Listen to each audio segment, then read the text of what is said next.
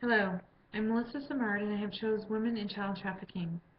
I chose this because I am alarmed at how many women and children are losing their lives and identity. It is not just happening in third world countries, it is happening in all countries including the United States. The value of the global trade in women and children as commodities for sexual industries is estimated between $7 and $12 billion annually. Approximately 700,000 to 2 million women and children are being trafficked daily. An increasing number of boys are trafficked for pedophile abuse, sexual tourism, child pornography, and prostitution. I want to know how and why it is happening and what we can do as a global community to stop it. The three disciplinary perspectives I chose was economics, sociology, and psychology. Under economics, poverty, many feel it is necessary to make sacrifices and repeatedly put themselves at risk for the sake of the economic improvement of their family. Parents will sell their daughters due to extreme poverty to people who pose as agents and approach them saying their daughters will be gainfully employed by restaurants and bars. They accept these deceptive offers because they are told the daughters will be able to support their family financially. For decades, primary same countries were Asian countries such as Thailand and Philippines, where many lived in extreme poverty. The collapse of the Soviet Union opened up a pool of millions of women from which traffickers recruit due to personal and community poverty. Education: children who are trafficked and robbed of their educational opportunities and their chance to improve their future economic situation through education.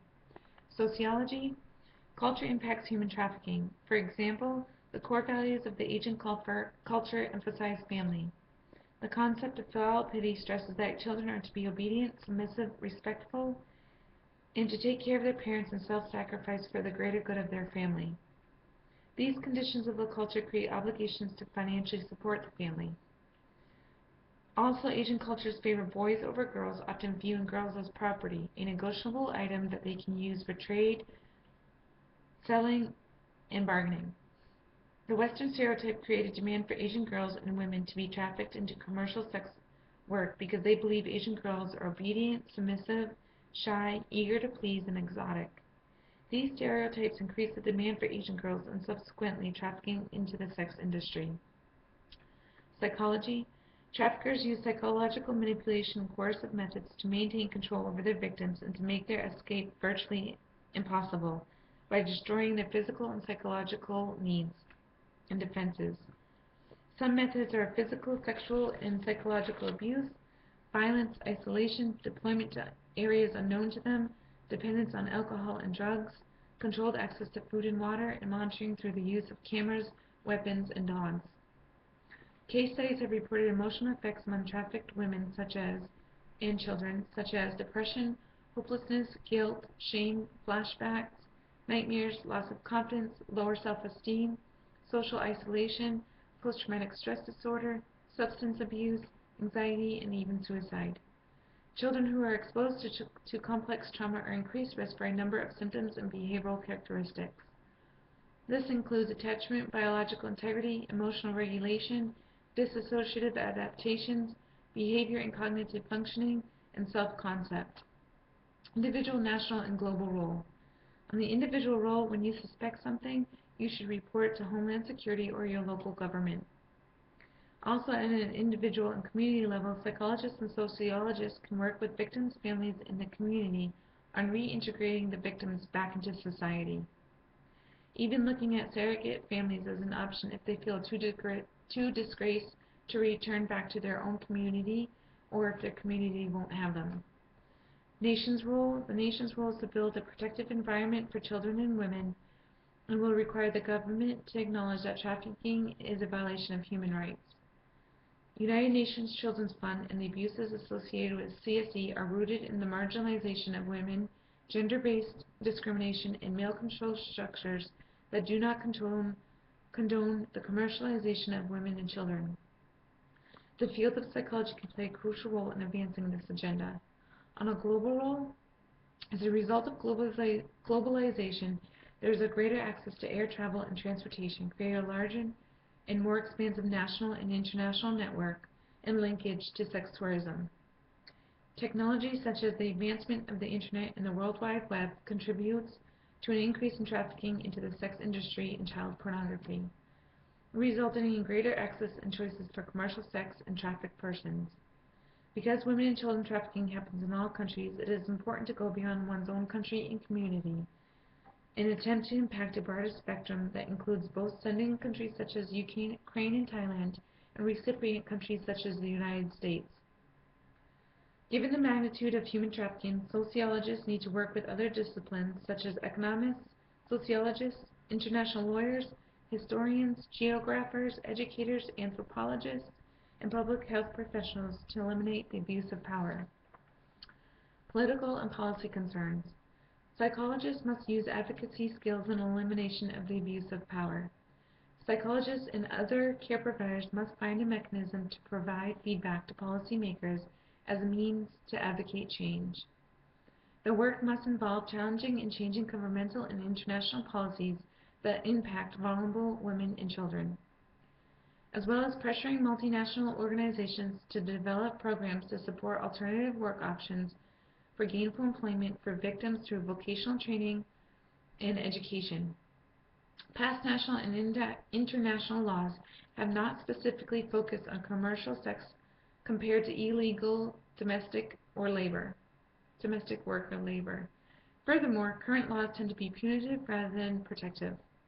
HIV and AIDS and trafficking. Globally, women that have been trafficked for prostitution have a high incidence of HIV. For example, HIV incidence in women prostituted in Nepal is at 20%, South Africa at 70%, and Southeast Asia is at 50 to 90% of children who are rescued from the Southeast Asia brothels, according to the World Congress Against Commercial Sexual Exploitation of Children. This issue can be addressed to the satisfaction of as many stakeholders as possible by bringing it to a personal level. These are our women. These are our wives, our daughters, our sons. We need to work together to stop our women and children from becoming victims of trafficking. The psychological effects on the victims are long-lasting. We need to stop the abuse of power before we see a global trend of women and children's abuses having long-lasting effects on generations to come. In the case of HIV and AIDS, it can become a global pandemic if support and awareness doesn't come from all countries. Benefits and challenges of a global community. The benefits is this is a global problem, and countries are working together to make people aware of the problem to prevent trafficking from happening and to keep countries updated on individual or national progress.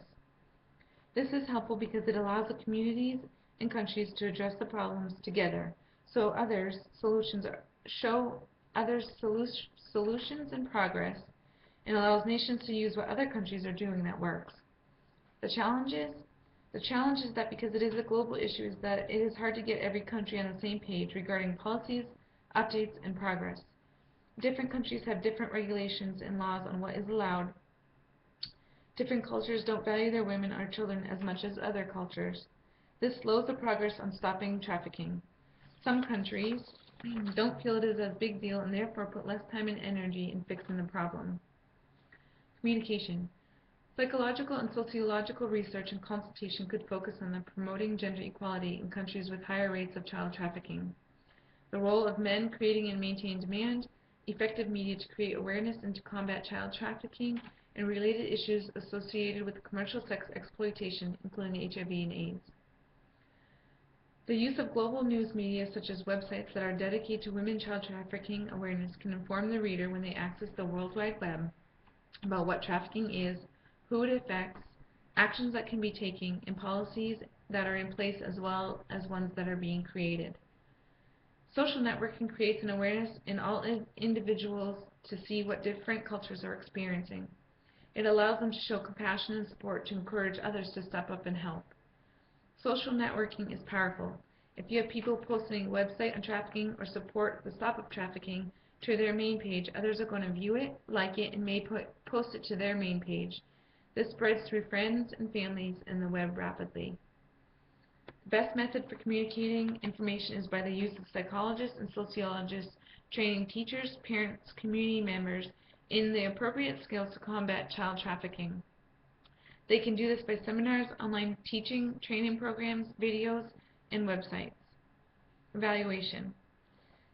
Technology can be used to bring global awareness about women and child trafficking through websites, blogs, documentaries that are viewable through YouTube, television, Netflix, and through social media.